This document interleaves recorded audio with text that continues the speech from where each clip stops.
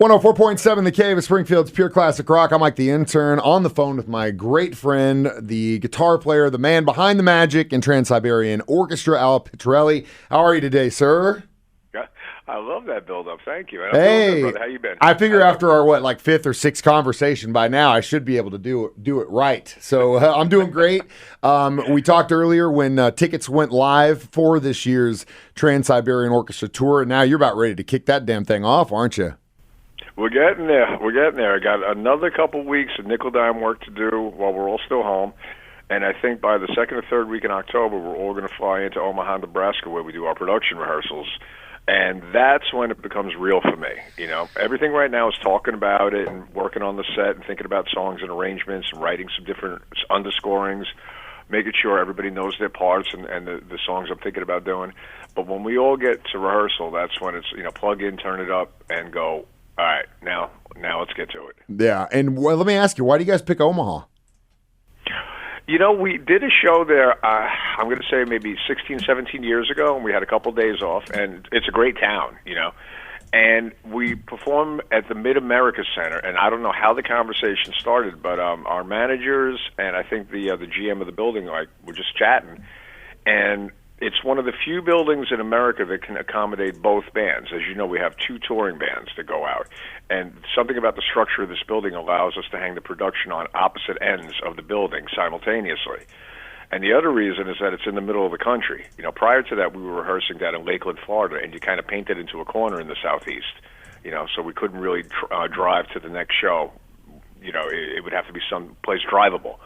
In Omaha, it's kind of like the center of a bicycle wheel. The spokes, we can go anywhere we want from there. So it kind of helped us out routing-wise.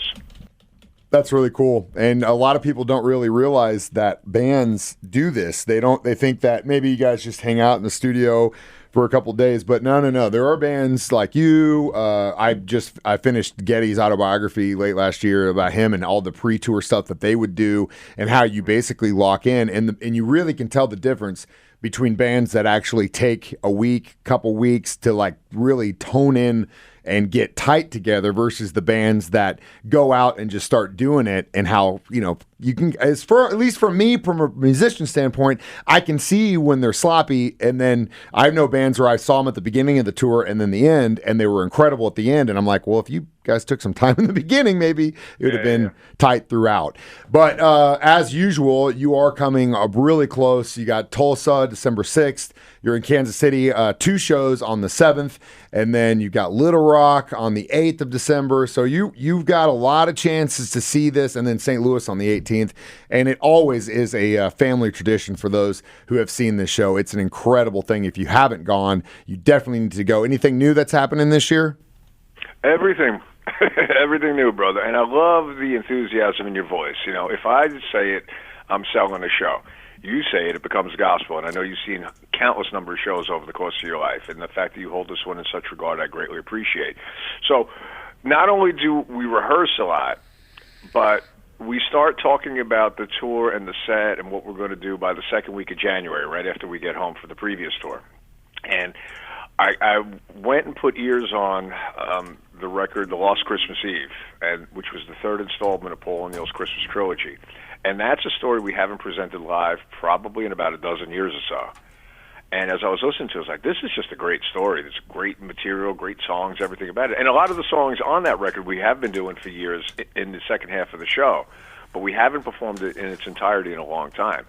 And we decided that we're going to bring that back. Now, as you know, there's probably 50, 60% of the people in these arenas that I can affectionately refer to as my repeat offenders. They come back year after year, sometimes show after show. So I want to maintain their familiarity with what we're doing because it is part of their holiday tradition, like you just said. But at the same time, I want to put them back on their heels. I don't want to repeat myself from last year. They deserve a lot more than that from us. So there will be the familiar portion of the show and then a lot of surprises. Always a blast. And if you want to find out more about any of these dates we mentioned, you can do that in the concert calendar online at 1047thecave.com. Al, have a great tour. Hope to talk to you soon, sir. My brother, thank you always for the time. It's a pleasure to talk to you. My best to your family, okay?